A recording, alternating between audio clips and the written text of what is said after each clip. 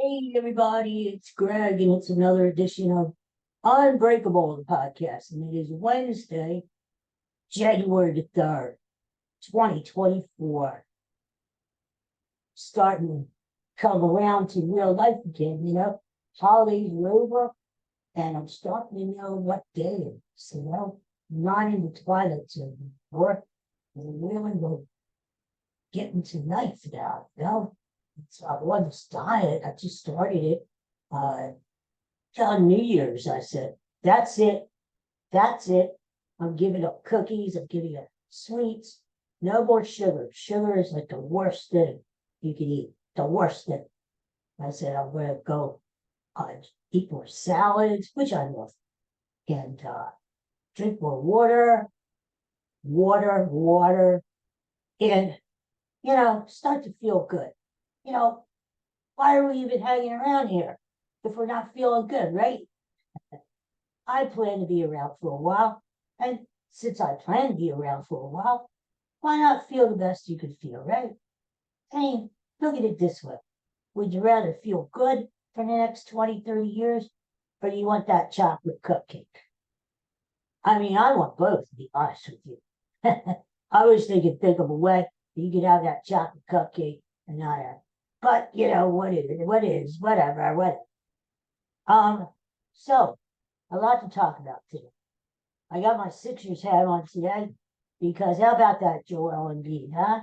Came back last night after a layoff of about 10 days or so, sprained ankle, or so they say, and had a triple double last night. Wow. And he extended that streak of scoring at least 30 points and getting at least 10 rebounds. Now, you want to keep an eye on this because he now has 14 games in a row that he has played where he's gotten 30 and 10. Now, if he gets two more games with 30 and 10, he will tie the all-time consecutive game streak, which is held by the great Kareem Abdul-Jabbar. I looked up the schedule. Sixers play the next two games are at home, Friday and Saturday. They play those New York Knickerbockers Friday night. What a game that's going to be, huh? Yeah, whenever the Knicks come down here to Philly, that whole gang comes down. Spike Lee and all those guys, they all come down with a bunch of their fans. It's going to be on ESPN. So you know what that tells me? Joel Embiid is going to have a monster game. Bet accordingly. I'm just saying, not only is he going to get 30 points and 10 rebounds, I think he's going to have a monster game. So we'll see. Embiid is very much into these personal records kind of thing, MVPs, scoring titles, blah, blah, blah. So he wants this record. If you saw it last night, the Sixers blew out the Bulls. At one point, the Sixers were winning by 25 points in the first quarter. Unbelievable. You know what that means? Joel Embiid is not going to play in the fourth quarter. He's going to rest.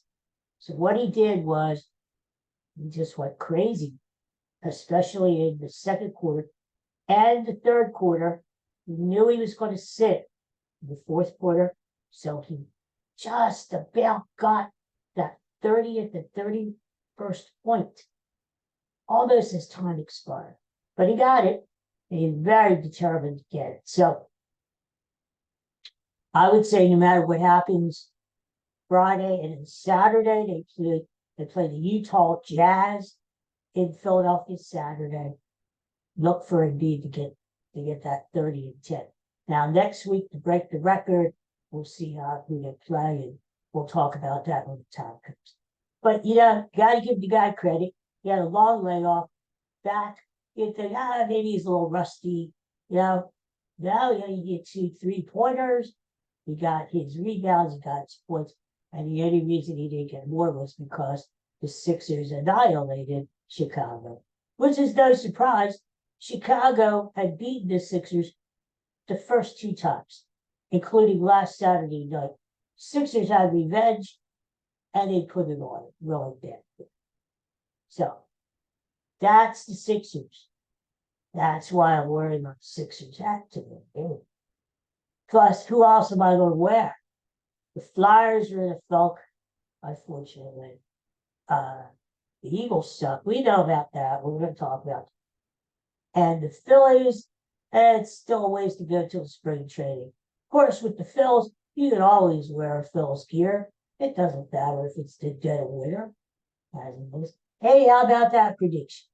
They're saying we might get snow finally Saturday night into Sunday here in southeastern Pennsylvania.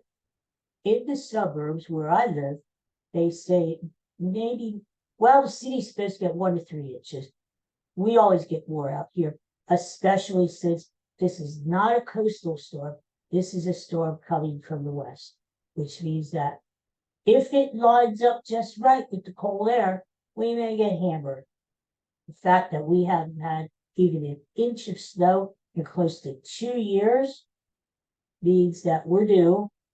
And we get 3 inches, 6 inches.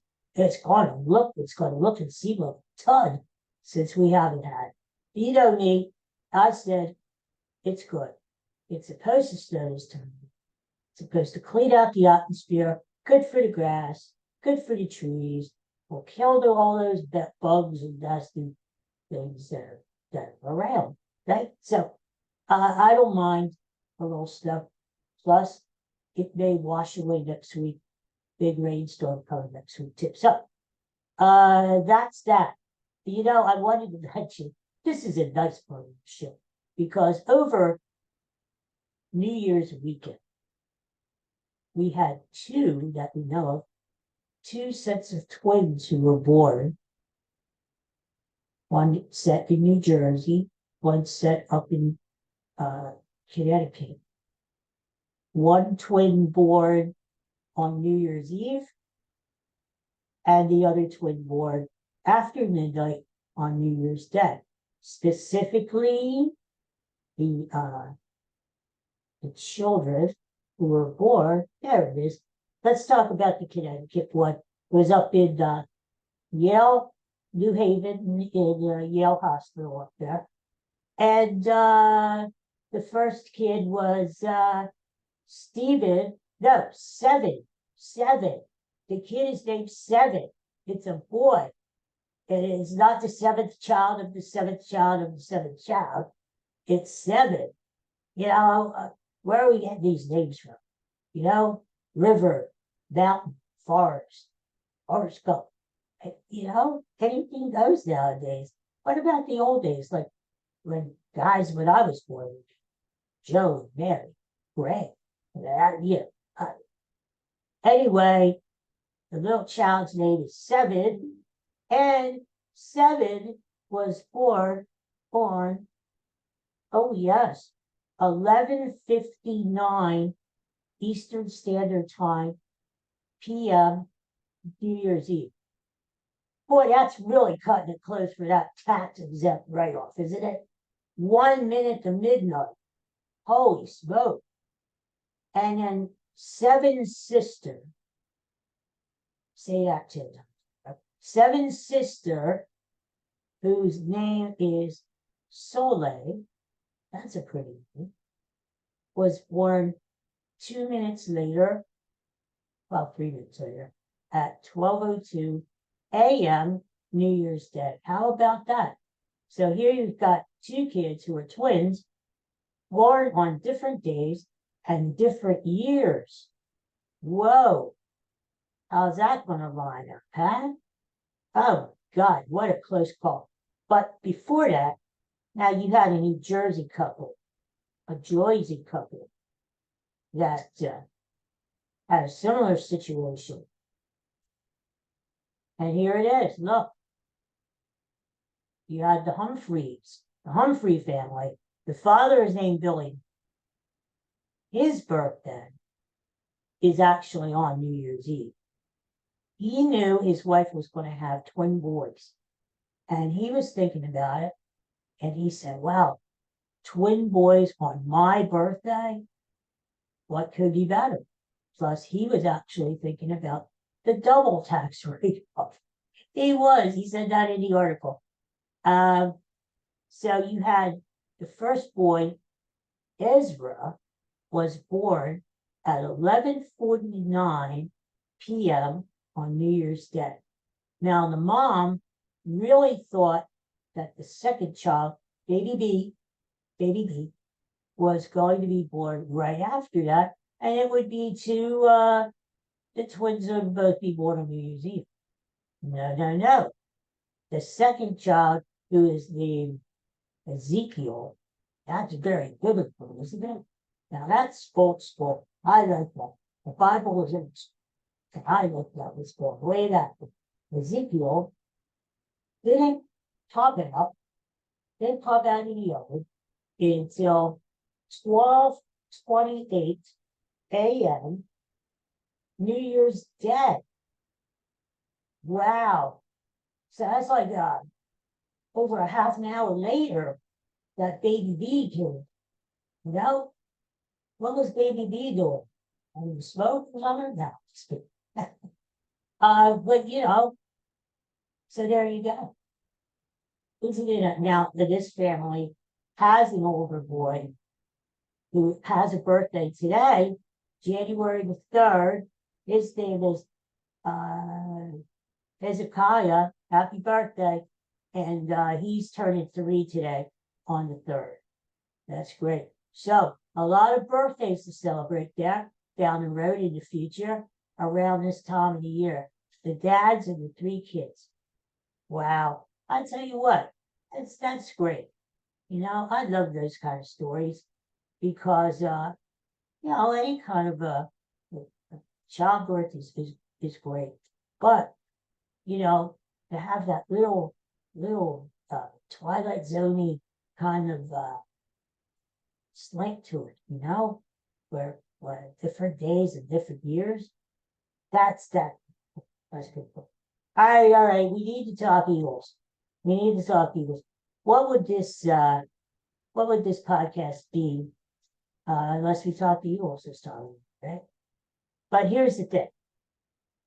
Now, every day that we get away from the stinky Arizona Cardinal game, it becomes more and more distant. I don't want to talk about it anymore.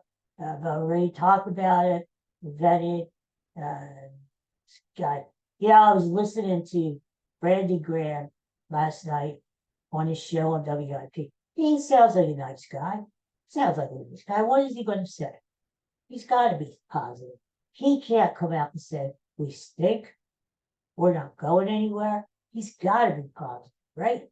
He's got to be. So that was all well and good. But now that we're getting away from Arizona, I'm looking more, trying to get laser focused on this Giant game coming up. I'm not even thinking about the playoffs yet. I know the Eagles are there, but I'm not thinking of it. I'm thinking about the Giant game. And the Eagles they're pretty much locked into the number 5 spot. Unless Dallas loses in Washington. When pigs fly. Duh. Although you just never know what's going to happen. It is a division game. Washington, that's sort of their rivalry. That's their Super Bowl, right? Playing Dallas. So anything can happen. But the probability is Dallas wins over Washington this week, which means that the Eagles are locked in to the number 5 spot out of the wild card scene. So, bearing that in mind, I'm looking at Sunday. Number 1, I'm not feeling too good. Remember that feeling that I had last week about the Arizona game? Where all these people on the radio and the media were saying, oh, the Eagles it's going to be an easy game. They're going to obliterate. They're going to kill the Cardinals. They're finally going to come out of their funk and they're going to lambaste. There's an old term for you. Lambaste those Cardinals. And I just had this funny feeling all week long that no, it's going to be a closer game than everybody thinks. Did I think Arizona was going to win? No, but I just thought it was going to be close because the Eagles haven't shown me that they can obliterate anybody. Maybe themselves, but I said no, no. I think it's going to be a close game. And damned if it wasn't. And not only close, but Arizona won. Who would have thunk it? Anyway, I'm starting to get that feeling again. And it's not gas. It's a feeling that these Giants are going to play a close game and they either win this game. Yes, you heard it here first. Why do I feel this? A couple of reasons. First of all, this is the Giants Super Bowl. They have nothing else to play for. This is their last game of the year. They're going to give it all. They're going to play their starters. Whereas the Eagles are talking about sitting their starters for, if not all the game, part of the game. Why? What have these guys done to merit not playing this week? I mean, the 1 week rest, is that really going to do anything for when you get in the playoffs? I mean, come on. I would rather see these guys play and try to work out whatever the hell's going on with these guys, right?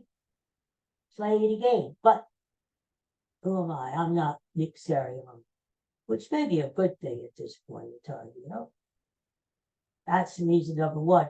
Giants might be playing their starters against the Eagles backers. And another reason, very hard to beat a team twice within a limited time frame. They just played the Giants last week. The Giants gave them a really good game, didn't they? Took them down to the wire. So what's going to happen up in New York? Giants get them up there. Eagles still aren't playing good. We know that. Why the Eagles were favored by 7 points when the line first came out, heaven only knows. The sharp bettors jumped on the Giants and took those 7 points. And now it's down to 5.5. There's money coming in on New York. Now that doesn't mean that the the Giants are going to win or even keep it. That's an indication of what the public and what the sharps are thinking at this point. And I kind of have to agree. You really want to put your money on the Eagles, not only to win the game, but to cover 5.5, to cover 7 points? Are the Eagles that good? No, they're not. Hey, and I'm the biggest Eagles fan in the world, but I'm realistic. They are not that good. And as I said yesterday, you got to think of it this way. When you hear all these so-called experts in the media talk about the Eagles, always remember, this is a different Eagles team. By saying the Eagles should kill the Cardinals or stomp all over the Giants, that was the old Eagles. Not only are the Eagles different personnel-wise, especially on defense, they're different, very, very different in coaching. They have different coordinators this year. There's something going on in that locker room we don't know about. AJ Brown, he's got a bug up his, there, not talking. Although today he says he's going to talk. Okay. I think I know what his problem is. He's not getting the ball enough. They only targeted him one time last week in the second half. 3 catches all for the whole game. I don't blame the guy. Why did you trade for him? Give up a first-round pick. Take on his salary. Why did you trade for AJ Brown if you're not going to use him? To me, you got to use him as Dallas is using CeeDee Lamb or as Miami is using Tyreek Hill. He should be a feature in your offense. You should go to him as much as possible because AJ Brown is bigger and stronger than any of these cornerbacks have. If they double AJ Brown, find a way to get him the ball, or then you go to Dallas Goddard. You could have gone to Devontae Smith, but he's hurt now. You have to make AJ Brown a focus. You have to game plan for him and get him the freaking ball. Okay? It makes no sense. Plus, a happy AJ Brown is a good AJ Brown. If he's getting the ball, he's a happy guy. And you're not going to have all this finger pointing, this not talking to the media, all this crap. Who needs this drama? Do you really need this drama? Brandon Graham said last night, "Oh, I like where we are right now." Well, he's got to say that. But here's the thing. Nobody likes all this drama. You didn't see all this drama back in 2017, did you? No, these players got along. They got along. They worked as a team. They weren't a group of petty individuals who were taunting their own accomplishments on the field. Oh, I had a good game. The rest of the guys suck. I had a good game. No, they worked together as a team. This group of individuals are not a team. And you see what's going on. So, I'm thinking the Giants at least are going to play this close. Now, we have a few days until the game on Sunday at 4:25. You got to realize, too, it looks like the snow is going to be over, but it's going to be windy and cold up in those Meadowlands. And you know what them Meadowlands are like. They can be very windy very windy. So keep that in mind when you're thinking about this game. You know, windy weather means hard to throw the ball, hard to kick. And don't forget, the Eagles have already lost up in the Meadowlands. They lost to the Jets earlier this year. Meadowlands is, so keep that in mind. All the East Coast games this weekend. Be aware. Snow, wind, cold. They're playing up in New England. The total right now is 30.5. When's the last time you saw a professional football game with a total of 30.5? You don't see it. But the Jets, they don't score many points. Really, neither does New England. And they're playing up in New England. If the snow gets out of here in Pennsylvania around Sunday morning, you got to work its way up, right, to New England. I would say maybe by afternoon, maybe they're getting snow up there. It's certainly going to be windy and cold, as it is in Baltimore and any other place they're going to be playing on the East Coast this week. So keep that in mind. So we'll talk more about this Eagle-Giants game. It's a division game. Eagles have been beating up on the Giants. Giants would love nothing more than beat the Eagles during the season. It would officially end the Eagles' hopes for an NFC East title. And we haven't had a repeat winner of the NFC East since 2004 when the Eagles won the division in back-to-back years. So this little thing of the NFC East, it's really true. You don't have a winner back-to-back years. It's always somebody else. Usually Cowboys, Eagles, Cowboys, Eagles, Cowboys, Eagles. The Giants once in a while, the Washington, whatever they're called, once in a while. But it's usually Cowboys and Eagles every year, flip-flop. All right, so the rest of the week, we'll talk more Eagles, Giants. Past the Arizona game. That's it. I don't want to talk about it. And the thing is this. We'll talk more NFL too. Just keep in mind, a lot of teams are going to be resting the players to get ready for the playoffs. They don't want their players to get hurt just in time for the playoffs. So be aware of that when you watch the games this week of teams sitting down their players. Okay. It's a tricky week in the NFL last week. And next week, playoffs, that's like the best time of the year because you have all these playoff games on, the wild card games, and then you've got the division games going on after that. And it's a great time of the year if you love football. Obviously, most of us do. We love football. Look at the ratings, right? There you go. All right, everyone. Have a great hump day. Thanks for watching. Thanks for listening. And we'll see you again tomorrow on Unbreakable, the podcast. Take care for now. Oh, look, you know what? I forgot to tell you. This is important. Today is National Chocolate Covered Cherry Day. I love chocolate covered cherry.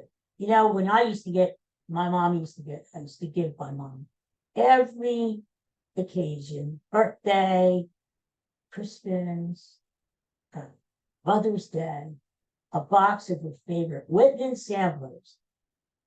She wasn't into Godiva. Sometimes Russell Stover's, yes. She wasn't into that fancy Godiva.